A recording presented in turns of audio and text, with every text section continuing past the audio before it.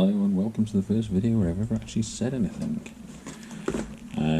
Recently I've been doing a lot of work on some of the bigger model kits, some of the 1:350 scale refit kits, and I've been hitting some brick walls and some frustrations with it, so I thought I'd try something a little bit different. So I've opened up my model cupboard and found this one, which has 4 different sprues. There's this one, which is mostly the stands. There's a much smaller copy of the Enterprise than usual, and 2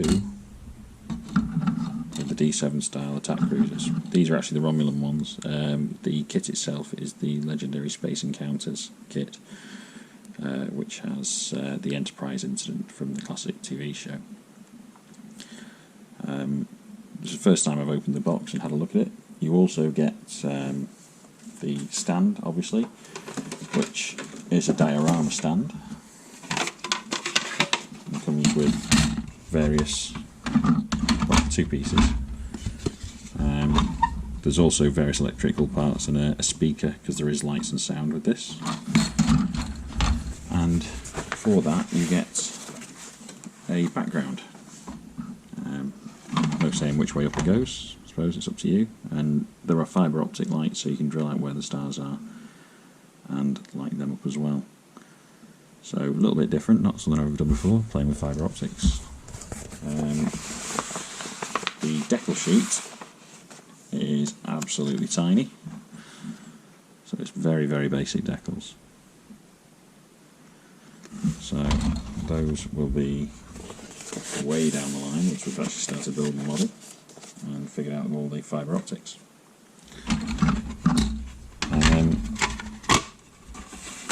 It is kit from 1996, but even so there is quite a bit of inaccuracies in the detail. For some reason the turbo lift is at the front of the bridge, don't know why, but it's fairly straightforward build. It's just figuring out the lighting on it, so that should be entertaining. Like I say, I've never done any work with fibre optics before. These are mostly the stands, so they come out of the backboard and support the ships. I think that one is for the Enterprise, these 2 are for the Romulan Warbirds. These, I think, are for you to put the LEDs in and have the fibre optic cables coming through. Those I'm not 100% sure what they are yet, but I'm sure the ever so helpful instructions will tell us. Again with the D7s, or the Romulan Warbirds, not massively accurate if you look at the other kits that are available, but not a million miles out actually. So they should be entertaining to build, and again lighting with the fibre optics, so we'll see how they turn out. Instruction wise, quite a big instruction sheet with this one.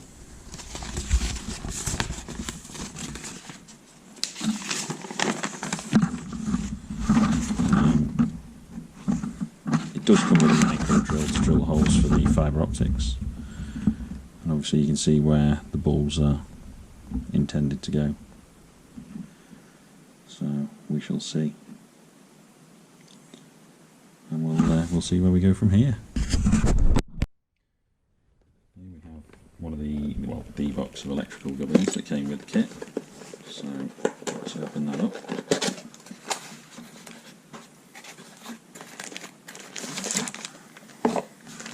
And there's our strands of fibre optic cable, 2 battery boxes for 3 AAA batteries each, a speaker and a circuit board. So let's open this up.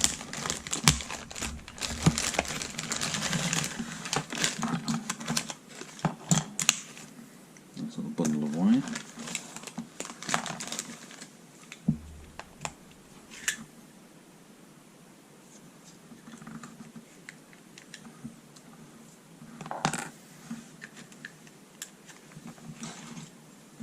And what's this?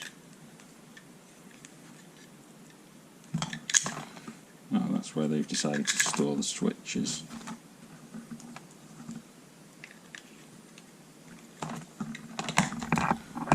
So, what do we have in this room?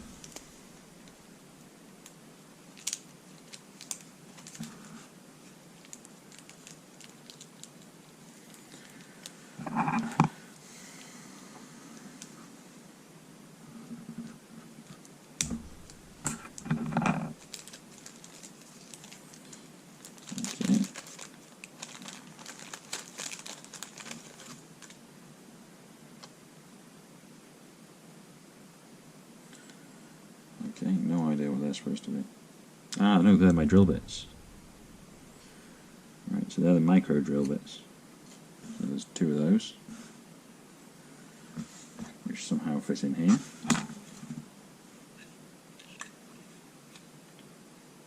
Oh yeah, that seems secure.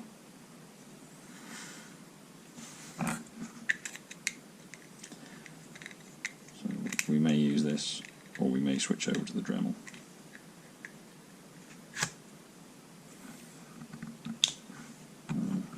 We'll see. And in the other packet.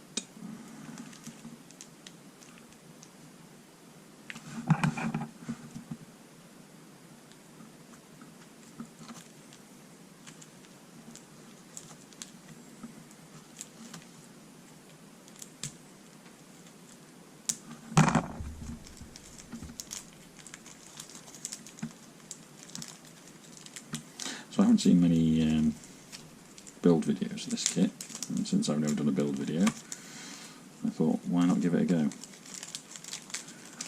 Oh, it's... wow, some of the little grain of wheat bulbs. Jeez, little incandescent things. How technology has moved on since 1996. Wow. We may end up substituting those for some LEDs, I think. And a little on-off switch there, which again we may swap out for a different switch. We'll see how it all starts coming together. But hey ho, we've made a good start. Let's see where we go. Okay, so thought we'd have a look at the Romulan Warbird first. One of the things that is mostly said about this kit is how awful the parts fit is.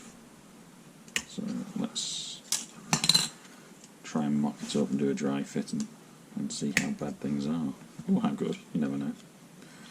It might be the one and only kit that worked out well. But the way mine looks going today, possibly not.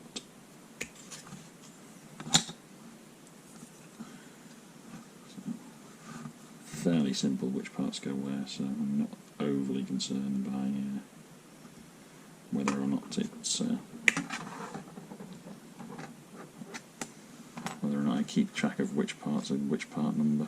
I built the Aurora D7, which is pretty much similar in parts, so I'm quite happy that I know what goes where, and I'm not going to get the set nacelles backwards.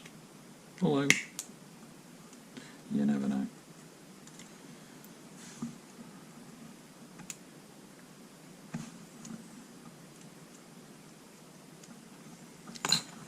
Okay, so I've got the little disruptor port there, torpedo port.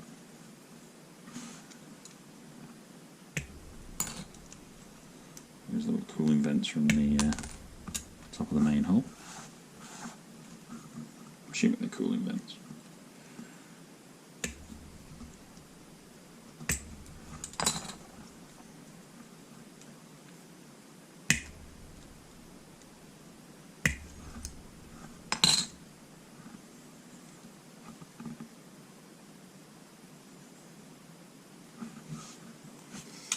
Okay, so that's one ship apparently.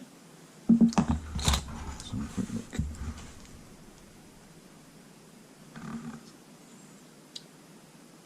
Oh, that's not horrific.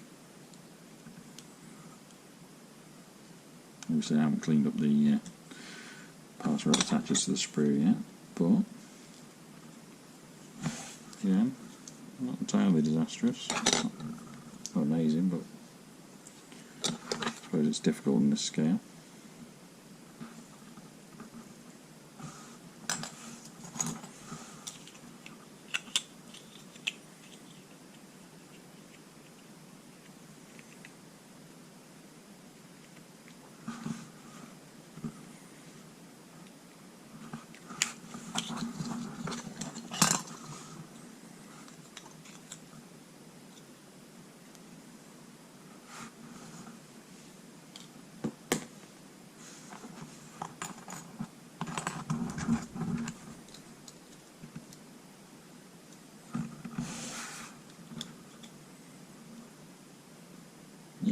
some few little seam issues, but nothing insurmountable. It's all good practice for using the putty, I suppose. Okay, well the plan is to have a go building this over the next few weeks and see where we get to, and I'll keep doing videos. We'll see how we get on. Thanks for watching. If you've got any model kits lying around, grab some glue, get modelling. See you soon.